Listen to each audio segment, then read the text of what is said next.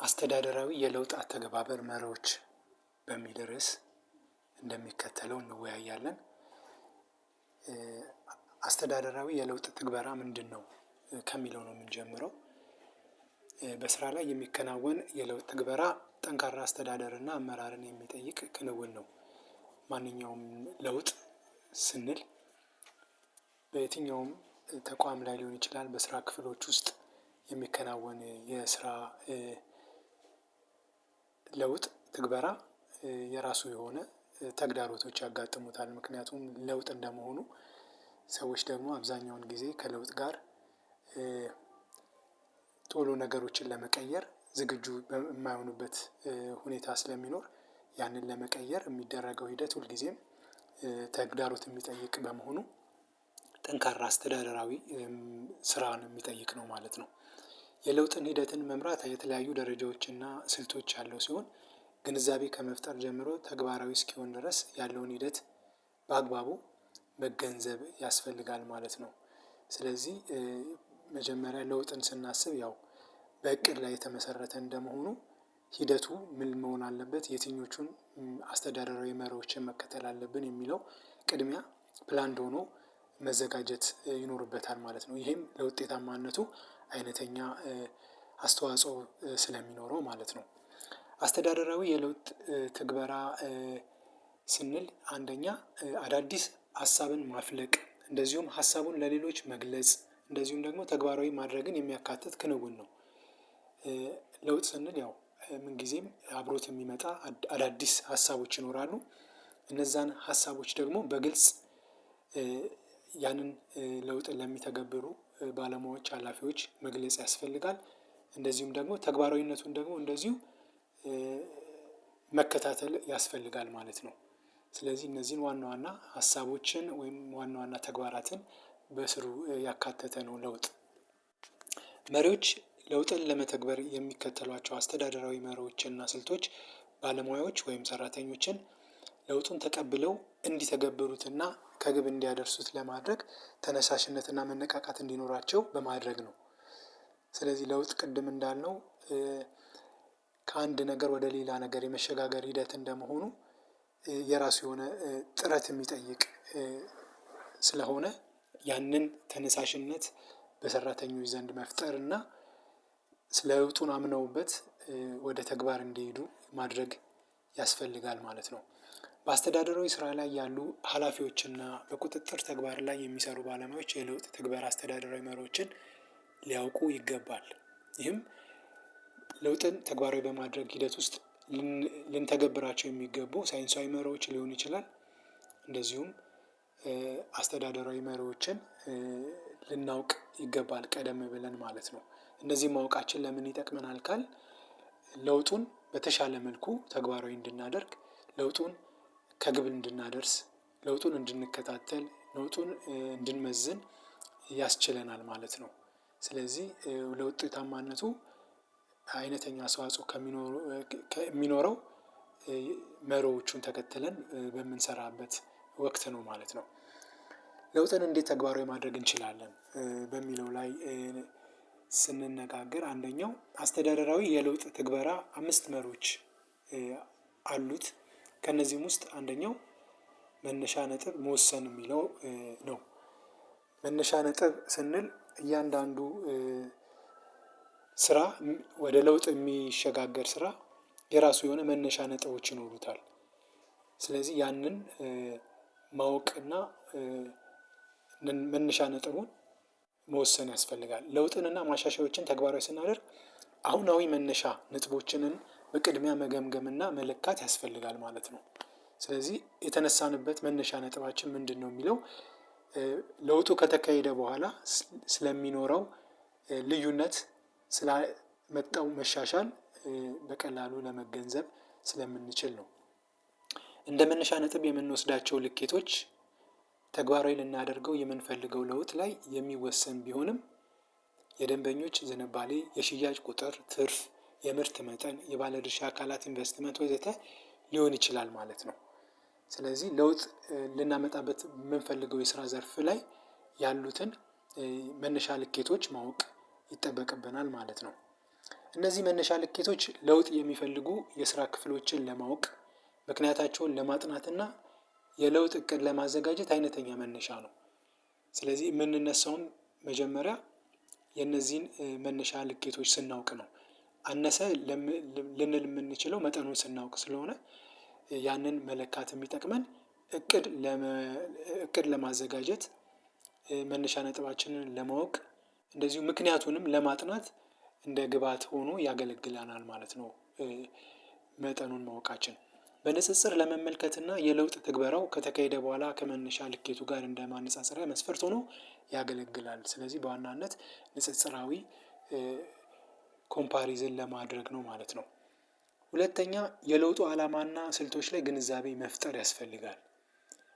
ከላይ ያሉትን መነሻ ነጥቦች ካወቅን እቅድ ካዘጋጀን ስልቶቹን ከወሰንን እነዚህን ደግሞ የወሰናቸውን ልኬቶቻችንን ለቡድኑ አባላት እና ደግሞ ለውጡ ለሚመለከታቸው ሁሉ ማሳወቅ ግንዛቤ መፍጠር ያስፈልጋል ማለት ነው።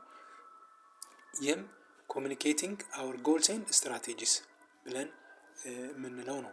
የተቋሙን አሁናዊ ሁኔታና ግብን በመለየት የሚጠበቀውን አዲስ ግቡን ለማሳካት መከናወን ያለባቸውን ዝርዝር ተግባራትና ስልቶች ላይ ግንዛቤ መፍጠር ያስፈልጋል ማለት ነው። ምክንያቱም ግንዛቤውን ካላገኙ በለውጡ ላይ የሚሳተፉ አባላት ያንን ለውጥ በተሳካ ሁኔታ ለማከናወን የሚያስችል እውቀት ወይንም ግንዛቤ ስለማይኖራቸው ለውጡ ላይ የሚፈጥረው ተግዳሮት እንዳይኖር ማለት ነው።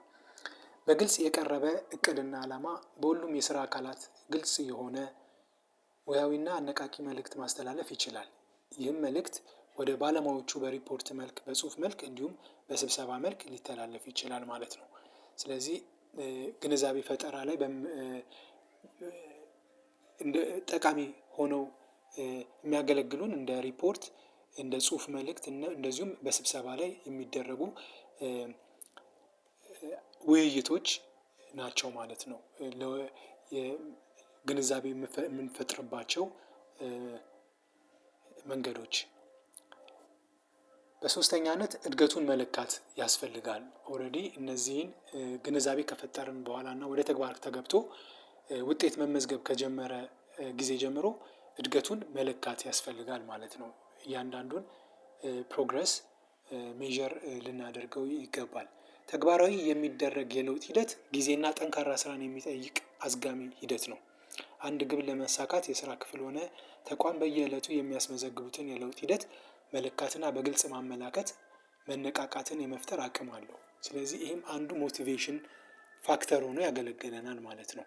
ምክንያቱም እያንዳንዱን የለውጥ ሂደታችንን እየለካን ልኬቱን እያወቅን ካነሰም ያነሰበትን ምክንያት እየለየን ይበልጥ ለውጡን ተግባራዊ የምናደርግበት እና ውጤታማ እንዲሆን የምናደርግበት መንገድ ልኬቱን ስናውቅ ስለሆነ ሁልጊዜም እድገቱን መለካት ይኖርብናል ማለት ነው። እንደ ስራ መሪ በየዕለቱ የሚከናወነውን የለውጥ ውጤት በሪፖርት መልክ ማዘጋጀት እና ከለውጡ ተሳታፊዎችን አስተያየት ማሰባሰብ ያስፈልጋል። ስለዚህ በሂደት የመጡትን ውጤቶች ላይ ውይይት በማድረግ ይበልጥ ስለ ለውጡ አንድ አይነት የሆነ የጋራ አመለካከት ሊኖረን ይገባል ማለት ነው። በየዕለቱ የሚደረገውን እድገት መቆጣጠርና መመዝገብ ለውጡ በታቀደለት ሁኔታ በውጤታማ መንገድ ላይ እየተጓዘ እንደሆነ ለማወቅና ከመነሻው ነጥብ ጀምሮ ተግባራዊ ክንውኖችንና የለውጡን ግብ ለማሳካት እየተወሰዱ ያሉ ዝርዝር ተግባራቶችን ለመገምገም መልካም አጋጣሚን ይፈጥራል ማለት ነው። ቅድም እንዳልነው እያንዳንዱ በምንወያይበት ጊዜ የሚነሱ ሀሳቦች እንደ አንድ የለውጡ አበረታች የሆነ ሀሳብ እንደዚሁም ደግሞ በተሻለ መልኩ ደግሞ ለውጡ ተግባራዊ የሚሆንበትንም ሁኔታ የምንወያይበትና ለውጡን ይበልጥ ስኬታማ የምናደርግበት ሁኔታን ይፈጥራል ማለት ነው። በአራተኛነት ለተገኙ ስኬታማ ተግባሮች እውቅናን መስጠት ያስፈልጋል። ይህም ኢንካሬጅ ፕሮግረስ ኦር ሰክሰስ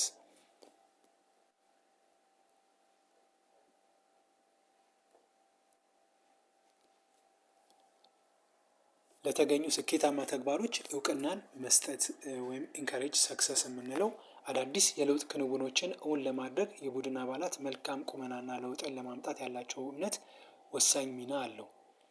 ስለዚህ ለውጡ ላይ ተሳታፊ የሆኑ አባላትን የሚያደርጉትን እያንዳንዱ ስኬታማ የሆነ ተግባራዊ ክንውንን እውቅና መስጠት ያስፈልጋል። ይህም እነሱን ከማበረታታት አንፃር ያለው አስተዋጽኦ ከፍተኛ ስለሆነ ማለት ነው። የለውጥ ሂደትን የሚመሩ ኃላፊዎች የቡድኑንም ሆነ የተቋሙን ውጤታማ ስኬት የማበረታታት እውቅና የመስጠትና እንዲሁም በተግባራቸውና በጽናታቸው ለሌሎች ተምሳሌት መሆን ይጠበቅባቸዋል። ከዚህም ባለፈ ደግሞ ኃላፊዎች ለውጡን በመምራት ሂደት ቀዳሚውን ስፍራ ስለሚይዙ ለሌሎች ምሳሌ በመሆን የለውጡ ደጋፊ መሆን በዋናነት ከነሱ ይጠበቃል ማለት ነው። ይህም ሌሎቹን የማበረታታት አቅም አለው። ስለዚህ እያንዳንዱ ለሚከናወነውን ስኬታማ ሂደት እውቅና መስጠት ያስፈልጋል ማለት ነው። በሽግግርና በለውጥ ላይ የሚሰሩ ቡድኖችን በመደገፍ በማበረታታትና ስኬታቸውን በማድነቅ በስራቸው ይበልጥ በጽናት እንዲቆሙ የማድረግ ከፍተኛ ኃይል አለው። የለውጥን ሂደት ማስቀጠል ወይም ሜንቴን ቼንጅ አሁን ከላይ የተዘረዘሩትን 4 ዋና ዋና ሀሳቦችን በስኬታማነት እያከናወንን ከሆነ በአምስተኛ ደረጃ የምናከናውነው ነገር ምንድነው? ይህንን ለውጥ ማስቀጠል ወይንም ቱ ሜንቴን ቼንጅ ሂደቱን እንዳይስተጓጎል እንዳይቋረጥ እንደዚሁም ደግሞ በተነሳሽነት እጦት ምክንያት ወደኋላ እንዳይዘገይ ሜንቴን ማድረግ ያስፈልጋል ማለት ነው። ለውጡን የታቀደው ለውጥ እውን ሲሆንና ስኬታማ ውጤት ሲመዘገብ መሪዎችና ተግባራቶችን ያለማቋረጥ ማከናወን ያስፈልጋል። በለውጥ ሂደት ውስጥ ጥሩ ውጤትን ላስመዘገቡና የለውጥ ትግበራው ተሳታፊዎችን ማበረታታትና መሸለም ለውጡ ቀጣይነት እንዲኖረው ያስችላል ማለት ነው። ስለዚህ አንድ ለውጥ ስኬታማ ውጤት እያስመዘገበ ባለበት ሁኔታ ከተዘናጋን ሊቋረጥ ይችላል፣ ሊንጓተት ይችላል፣ ጭራሹንም ሊረሳም ይችላል። ስለዚህ እንደዛ እንዳይሆን ሁልጊዜም ለውጡን በየጊዜው የሚካሄድበትንና ያለማቋረጥ እስከ ግቡ ፍጻሜ ድረስ መከናወኑን ማረጋገጥ ያስፈልጋል ማለት ነው። ለውጥን የመምራት ሂደት ጽናትን፣ ትኩረትንና እቅድን ማዘጋጀት የሚጠይቅ ተግባር ነው። የሚከተሉት ነጥቦች ለውጥን በመተግበር ሂደት እንደ ኃላፊ ልንከተላቸው የሚገቡ ተግባራቶች ናቸው። ስለዚህ ስኬታማ የሆነ ለውጥን ተግባራዊ ለማድረግ ምን አይነት ሂደቶችን መከተል ያስፈልገናል ወይም ምን አይነት መሪዎችን ተግባራዊ ልናደርግ ያስፈልጋል ካልን የሚከተሉት ነጥቦች ዋና ዋና መርሆዎች ሆነው ያገለግላሉ። ለምሳሌ ምሳሌያዊ የአመራር ዘይቤን መከተል ሊድ ባይ ኤግዛምፕል ባለሙያዎች መሪዎቻቸውን ይመስላሉ። ስለዚህ መሪዎች ምንጊዜም እንደ ምሳሌ ሆነው እንደ ሮል ሞዴል ሆነው ከፊት መቅረብ ይኖርባቸዋል ማለት ነው። ለውጥን በመተግበር ሂደት የስራ ኃላፊዎች የሚተገብሯቸው መርሆችና ተግባራዊ ክንውኖች ለተቀሩት የቡድኑ አባሎች እንደ ምሳሌ በመሆን ያነቃቃቸዋል። ስለዚህ ልናይ የምንፈልጋቸውን ለውጦች የሚጀምረው ከኛ ነው። ምንጊዜም ቻሪቲ ቢግንስ አት ሆም ይባላል። ምንጊዜም ነገሮች የሚጀምሩት ከራስ ነውና ከራስ የሚጀምር ነገር ሁልጊዜም በሌሎች ላይ ተጽዕኖ በጎ የሆነ ተጽዕኖ መፍጠሩ የማይቀር ስለሆነ ያንን በጎ ተጽዕኖ ለመፍጠር ከራሳችንም እንጀምራለን ማለት ነው። እንደ ኃላፊ እንደ ባለሙያ ደግሞ የኃላፊዎችን ምሳሌ በመከተል ያንን ተግባር የለውጡ ተሳታፊ መሆን ያስፈልጋል ወይም ንቁ ተሳታፊ መሆን ያስፈልጋል ማለት ነው።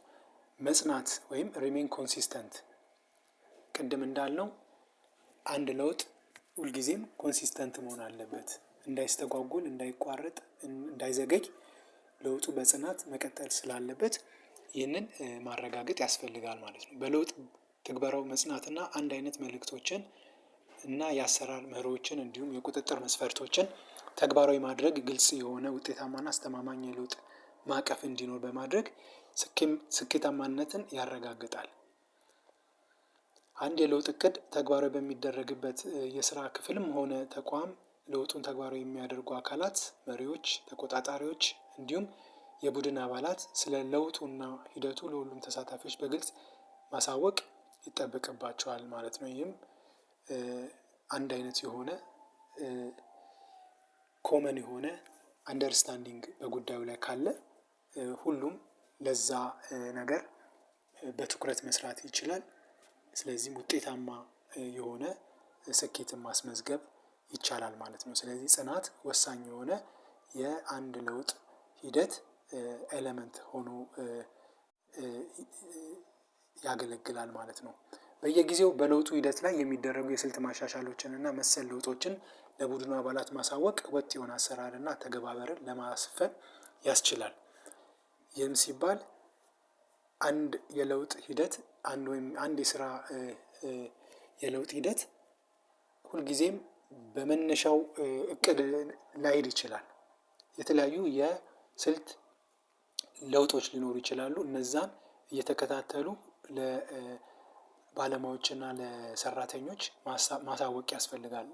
ለውጡ ላይ ለሚሳተፉ ባለሙያዎች ይህንን በግልጽ ማስተላለፍ ካልተቻለ ትክክለኛ የሆነውን የመሪዎቹን መከተል አይችሉም። ስለዚህ ይህንን በየጊዜው እየተከታተሉ ማሳወቅ ያስፈልጋል ማለት ነው። የተለያዩ የስልት ለውጦችን ብቻም ሳይሆን ያለውንም ፕሮግረስ ቅድም እንዳልነው we have to give credit for the changes ለእያንዳንዱ ለሚመጡ ለውጦች ክሬዲቱን ወይንም ደግሞ እውቅና መስጠት ስላለብን ያንን እንደምናደርገው ሁሉ ስልቶችም የስልት ለውጦችን በሚኖሩበት ጊዜ ያን እድገቱንም ሳይቀር ማሳወቅ ያስፈልጋል ማለት ነው። ሌላው ማነቃቃት ወይም ሞቲቬት ዩር ቲም መነቃቃት ለአንድ ለውጥ ስኬታማነት ወሳኝ የሆነ ነገር ነው። ምክንያቱም ባለሙያዎች ካልተነቃቁ የለውጥ ተሳታፊዎች ካልተነቃቁ ለውጡን ተግባራዊ ለማድረግ አይቻልም። ስለዚህ መነቃቃት መፍጠር ይጠበቅብናል ማለት ነው። ስኬታማ ለውጥ ማምጣት የሚቻለው የቡድኑ አባላት ሲነቃቁ ነው። ሀላፊዎች የለውጡን አላማ ጠቀሜታና ግብ እንዲሁም ስኬታማ ክንውን ለቡድኑ አባላት በመግለጽ እንዲነቃቁና እንዲበረታቱ ማድረግ ይችላሉ። ስለዚህ አንደኛ የመነቃቃታቸው ምንጭ ሆኖ የሚያገለግለው ምንድነው? ስለ አላማቸው በግልጽ ሲያውቁ ነው። እንደዚሁም ስለ ሂደቱ ማለት ነው። ስለዚህ ይህንን በግልጽ ማወቅ በራሱ የሚፈጥረው መነቃቃት ይኖራል። ሰዎች በተፈጥሯቸው የማያውቁትን ነገር ይሸሻሉ፣ የማያውቁትን ነገር ይፈራሉ። የማያውቁትን ላይ ነገር ምን ጊዜም የሚፈጥርባቸው አንግዛይቲ ይኖራል። ስለዚህ እንዲያውቁት በማድረግ ይበልጥ ለነገሩ ቅርብ እንዲሆኑና ይበልጥ ደግሞ ነገሩን ተረድተውት እንዲያከናውኑ ማድረግ አሉታዊ የሆነ አስተዋጽኦ ይኖረዋል ማለት ነው። በሞቲቬሽን ላይ ማለት ነው። ስለዚህ ሰዎች እንዲነቃቁ ከምናደርግባቸው ነገሮች አንዱ ግንዛቤ መፍጠር ነው ማለት ነው። የተለያዩ ጥቅማ ጥቅሞችን እና ማበረታቻዎችን ተግባራዊ ማድረግ ስኬታማ የለውጥ ክንውኖች እንዲኖሩ ያደርጋል። ይህም የተለያዩ ማበረታቻዎችን በመስጠት ሽልማቶችን በማበርከት ሊሆን ይችላል። የተለያዩ ጥቅማ ጥቅሞችንም እንዲከበርላቸው በማድረግ ሊሆን ይችላል። የበለጠ እንዲነቃቁ የበለጠ ለስራው ፍላጎት ኖሯቸው እንዲሰሩ ማድረግ ያስፈልጋል ማለት ነው። ስለዚህ ፖዘቲቭ የሆነ መነቃቃትን የመፍጠር ሀይል ስላለው ማለት ነው። ለውጥን ለማምጣት የሚደረግ ጥረት ለውጡን የሚተገብሩት ባለሙያዎች ሀሳቡንና ስልቶቹን ይበልጥ እስኪገነዘቡትና እስኪሰርጽ ጊዜ ድረስ ጥያቄዎች ይፈጥራል።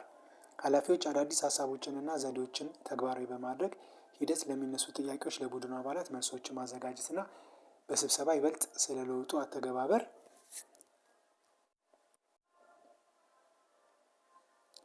ኃላፊዎች አዳዲስ ሀሳቦችንና ዘዴዎችን ተግባራዊ በማድረግ ሂደት ለሚነሱ ጥያቄዎች ለቡድኑ አባላት መልሶችን ማዘጋጀትና በስብሰባ ይበልጥ ስለ ለውጡ አተገባበር ማብራራት ይጠበቅባቸዋል ማለት ነው። ስለዚህ ግልጽነት ወይንም ክላሪቲ ኦፍ ጎልስ ወሳኝ ስለሆነ ይህንን ከምናደርግበት አንዱ ደግሞ ኮንቲኒየስ የሆነ አሰስመንት በማድረግ ኮንቲኒየስ የሆነ ፐርፎርማንስ አፕሬዛል በማድረግ ተገቢውን የሆነ ለውጦችን ተገቢውን የሆነ መሻሻሎችን በሰዓቱና በጊዜው በወቅቱ ለሚመለከታቸው ሰዎች ማሳወቅ ይጠበቅብናል ማለት ነው። ስለዚህ ይህም አንዱ መነቃቃትን የምንፈጥርበት ሂደት ነው። ከቡድኑ አባላት ለሚነሱ ጥያቄዎች ተገቢውን የሆነ መልስና ምክረ ሀሳቦችን በመስጠት ጥያቄዎችን ግልጽ እንዲሆኑ ከማድረግ በላይ የለውጥ ትግበራው ስኬታማ እንዲሆን አይነተኛ ሚና ይኖረዋል ማለት ነው።